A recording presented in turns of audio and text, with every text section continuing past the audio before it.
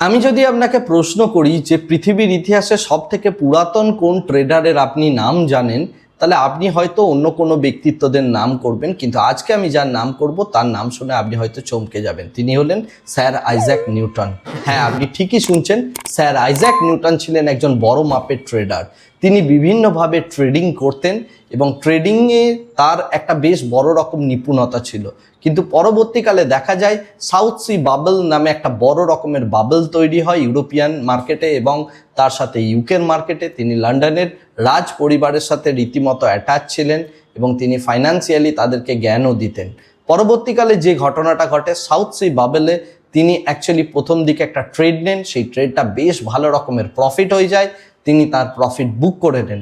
Profit বুক করার পর দেখা যায় ট্রেড আরও বাড়ছে, আরও বাড়ছে, আরও বাড়ছে।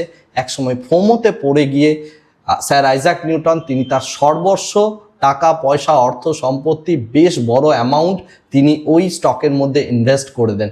পরবর্তীকালে সেই বাবল যখন বাস্ট করে তখন তিনি সম্পূর্ণভাবে যতটা পরিমাণ পয়সা ইনভেস্ট করেছিলেন সেই সমস্ত পয়সা তার চলে যায়। এই যে বাবল বাস্ট করলো এবং এক্ষেত্রে স্যার আইজ্যাক নিউটন বিশাল বড় রকমের একটা অ্যামাউন্ট হারান। তার জন্য অনেকেই তাকে বিদ্রূপ করতে এবং তাকে বিদ্রূপ করা হতো এই বলে যে স্টক মার্কেটে কখনো গ্র্যাভিটেশনাল ফোর্স কাজে লাগে না। অর্থাৎ স্যার আইজ্যাক নিউটনের লাইফ যদি আমরা দেখি তাহলে একটা জিনিস তো খুবই স্পষ্ট, আপনি আপনার ফিল্ডে খুব ভালো একজন কাজ করতে পারেন, আপনি হয়তো একজন পৃথিবী বিখ্যাত সায়েন্টিস্ট হতে পারেন, কিন্তু শেয়ার বাজার বা স্টক মার্কেটে এই একই জিনিসটা কিন্তু কখনোই চলে না।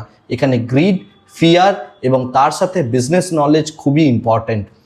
স্যার আইজ্যাক নিউটনও এই বিষয়টা ভালোভাবে জানতেন এবং তিনি এটাই বলেছিলেন তার বায়োগ্রাফিতে যে এই সাউথ সি বাবলের যখন কথা ওঠে তখন তিনি এই কথাটাই লিখেছিলেন তার বায়োগ্রাফিতে যে আমি গ্র্যাভিটেশনাল ফোর্স মেজার করতে পারি বা যে কোনো রকমের গতিবেগ মাপতে পারি, কিন্তু পাবলিকের যে ম্যাডনেস এবং স্টক মার্কেটের যে একটা র্যান্ডাম বিহেভিয়ার সেটা মেজার করতে আমি সম্পূর্ণভাবে ব্যর্থ হয়েছি। আশা করি স্যার আইজ্যাক নিউটনের লাইফ আপনাকে এই শিক্ষাটা দেয় যে শেয়ার বাজারে দিকপালরাও কিন্তু বেশ বড় রকমের লস করে যদি আপনি এই বিষয়টাকে একটা বিজনেস হিসাবে না নেন।